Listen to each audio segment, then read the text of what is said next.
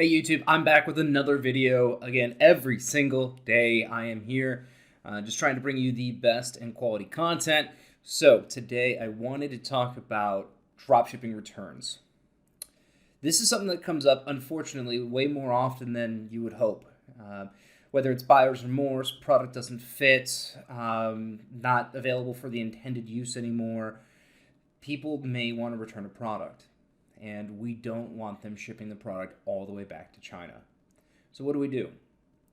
So I really break this down into two categories. The first category is there is an aftermarket or a used market for the product, and there is not a used market for the product that we can resell it in.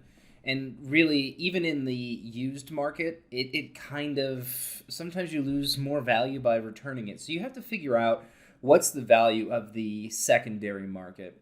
So before I go into this, I just want to remind everyone, subscribe to the channel.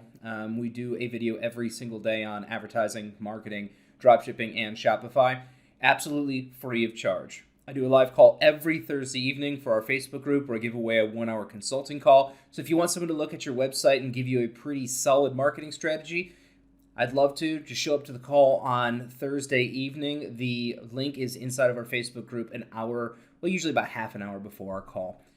So let's get to this. I hope you enjoy the video. So inside of returns, I categorize all of my products as either resellable or not resellable. So if it's something that's resellable, I will have them return it to my home address or my business address. Now, if you're dropshipping, chances are you don't have a business address. It's just right out of your home.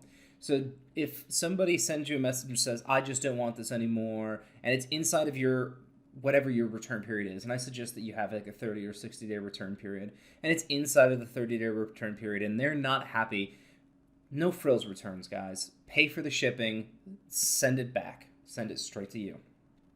Make it as simple as possible. You may not ever get them as a customer again, but you don't want to upset them and then ruin the opportunity to maybe get a friend or a family member as a customer. So having a good experience when returning is the best way to go about it.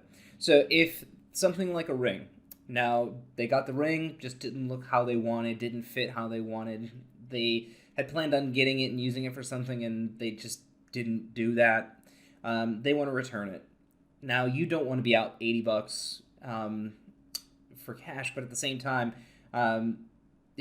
you don't want a negative customer experience. Return the ring, return the $80, pay for the shipping, get it back, resell it on eBay. Resell it, make sure you say it's used, resell it on eBay, and move on. Try and recover any losses. And don't think about the return as losing $80 either. You never earned it to begin with. Just because you held on to it doesn't mean that you had earned it. It's the unfortunate part of running a business. You will have returns. The goal is to reduce your return rate as much as possible.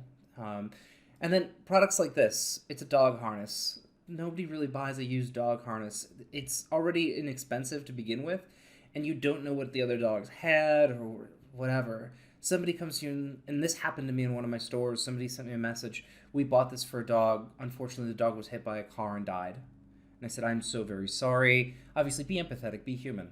I'm so very sorry. That's one of the most difficult things to happen, and I'm really sorry it happened to you and your family.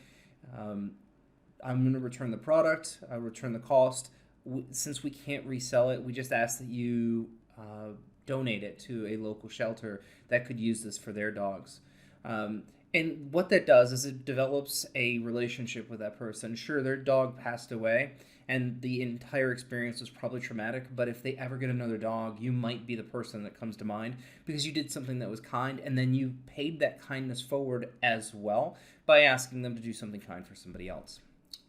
So that's how I deal with returns, rather. So make sure that when you get a return, ask yourself, is it something that has a resale market or something that doesn't? And if it doesn't, let them keep it.